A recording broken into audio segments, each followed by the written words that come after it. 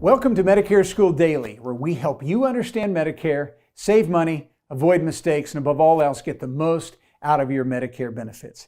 Now, today's topic is dealing with unexpected medical bills.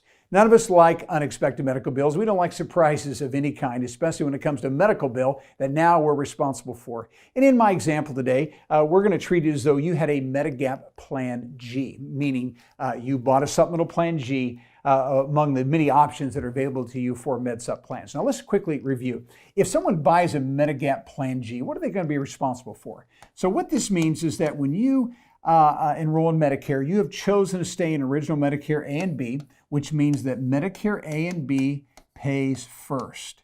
Okay, they're the first to pay the bills. And then you'll get some sort of a supplemental plan that is then going to pay second. So the supplemental plans are going to follow. And let's say in our example that we decide to buy that Plan G. That's the most common, most popular plan today. So when we buy a G, what's happening is Medicare pays first. It is then followed by the G plan, followed by G, right? And so that G plan is going to pay second, and it's going to cover everything except the B deductible. Every year, Medicare sets the B deductible. This year, that happens to be $198, which means what? When someone buys a supplemental Plan G, that G plan will pay everything but the first $198 for the entire year. So that is going to be your responsibility. But let's suppose that you get a surprise, unexpected bill for $220. What's the first question you want to ask? Have you met your Part B deductible yet? So let's suppose we get that $220 unexpected bill, and we're looking at our explanation of benefits, and we realize that Medicare only paid $18.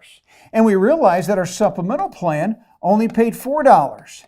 And we see that our responsibility with that bill is $198. And so we look at the bill and we're very disappointed. Medicare pays $18, my supplemental plan even pays less than that, and I've got this $198.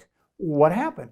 More than likely, that is your deductible. You haven't met it yet for the year. And so you're going to have to pay the $198. So the first $198 for the entire year is your obligation.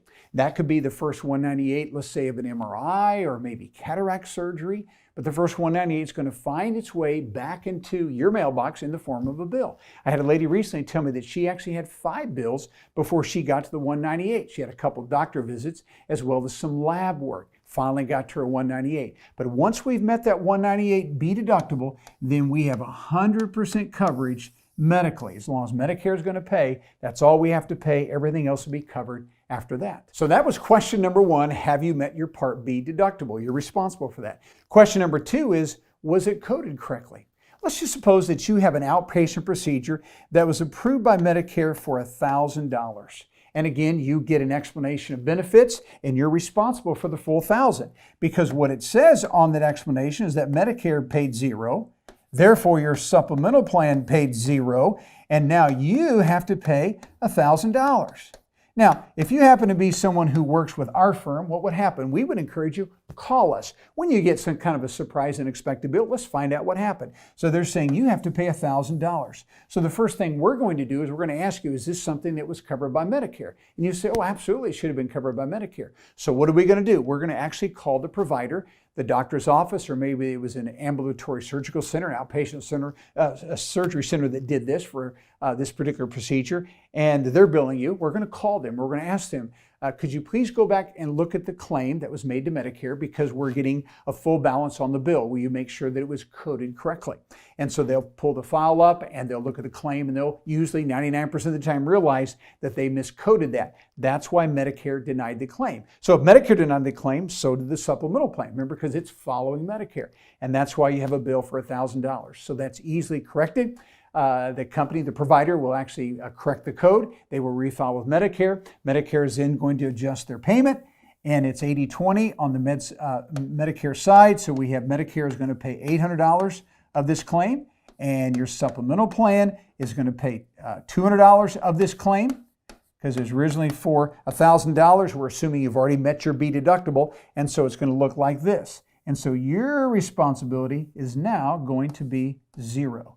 So again, if we have something that's miscoded, we may get an unexpected surprise bill. But again, that's a very easy correction. Correct the code, and you'll see the balance of yours will be brought to zero after you've met your B deductible. And then that takes us to our third question that we have to ask with unexpected bills, and that is, was it a Medicare covered service? Let's just suppose that we go to a chiropractor, and let's suppose the chiropractor does an adjustment to the spine, and that is billed at $40, okay?